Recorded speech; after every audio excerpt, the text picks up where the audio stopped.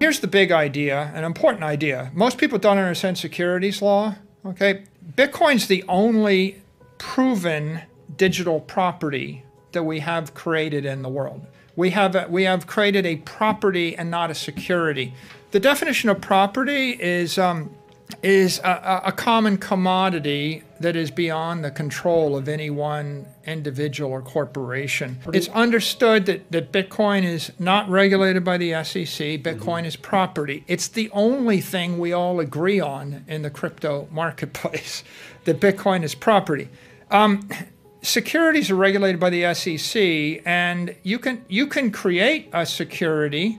MicroStrategy, MSTR, is a security.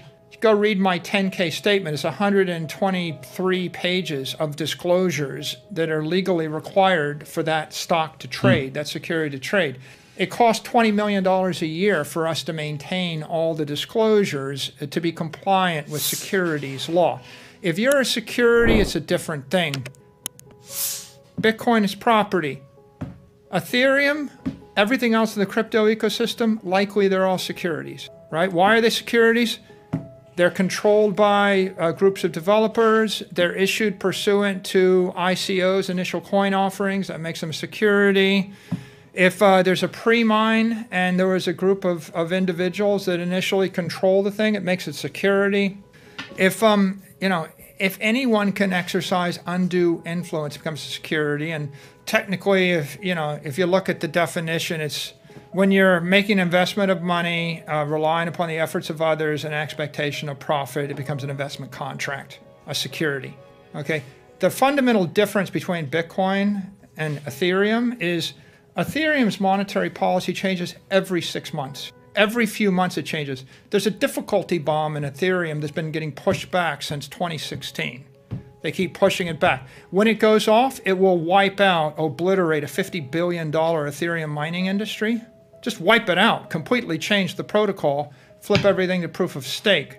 They keep putting it off. Okay, that sounds like a group of people exercising influence over the protocol. The thing you need to know about Bitcoin is on Pizza Day, May 22nd, 2010, Bitcoin was trading for a couple of pennies for the first time in 15 months or something like that. The protocol hadn't changed and has not changed. When it was a penny, the protocols were all the same. Today, they're the same exact protocol. There was a war fought over this, the block size war. And the block size war, all of the powerful holders and miners and exchanges wanted to change the protocol and double the block size. It would have changed all the economics of Bitcoin forever, for the next 1,000 years. It would have screwed up the economics of the miners. It would have shifted the balance of power in favor of some holders versus others.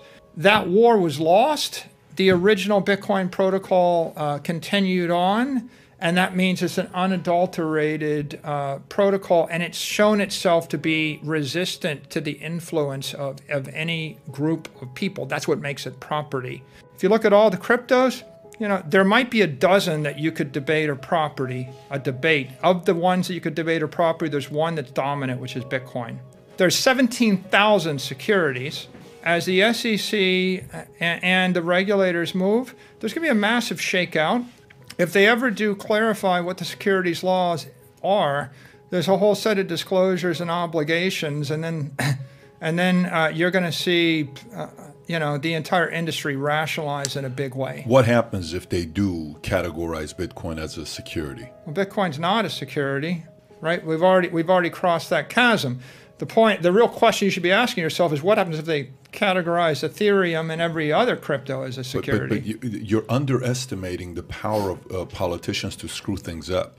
You're underestimating the power of them not liking a person like you to get up and say whatever you want to say, and you offend them. You offend politicians. People who are. Yeah, I just read an article right now from Politico. Can you pull up the Politico article? It's just the way they write it. But the real point here is there's 17,000 cryptos, and all the rest are much more centralized. So yeah, but they know the most powerful one is the one that you're supporting. And the reason it's powerful is because it's completely decentralized, and no one nation state can shut it down. Not even all of them can shut it down, even if they wanted to. Do you want to know one thing about crypto? I made over 3000% in profit in a few weeks. Fact is, the traditional financial system, the traditional money system makes you poor, not rich. If you want to earn $500,000, $1 million, you have to wait until you're 50, 60, 70 in the traditional financial system, and you probably will still be broke. And you will be old. This is not a sexy combination, as you can imagine. But the question is, how can you start in crypto and make these profits? Where to invest? Where to start? My name is Gunnar and I'm from Germany, as you can hear, and things are a little bit different in Germany. More about that later on. Fact is, there are lots of different cryptocurrencies. It's a gigantic universe where beginners and professionals get easily lost. But there is light at the end of the tunnel. There are 7 key steps you need to follow to become successful in this market. You have to know them, and if you fail one of them, it's literally impossible to succeed in this market. Just an example, one of the key points is your exchange, and one of the biggest are, for example, Binance and Coinbase.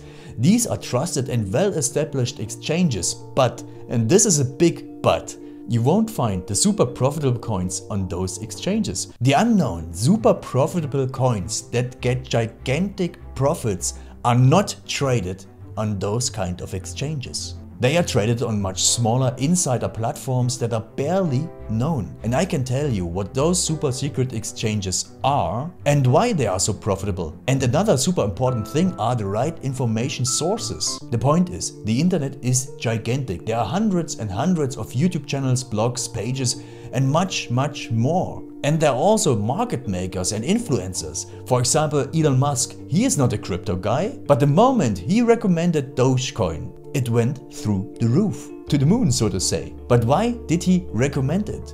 Where did he hear it from? He didn't hear it from newspapers. And believe me, he is listening to someone. But you have to know who, and you have to react before he is reacting. This is really important. And these are only 2 of the 7 steps you have to follow in order to be successful in crypto. And if you want to know all of these steps in much more detail, and if you want to have a comprehensive checklist, here's what you should do. There is a link below this video. Click on this link and you will get the opportunity to subscribe to my channel. Click on the link and you will see a video where I explain the next steps. So see you soon. Click on the link now. I'll see you there.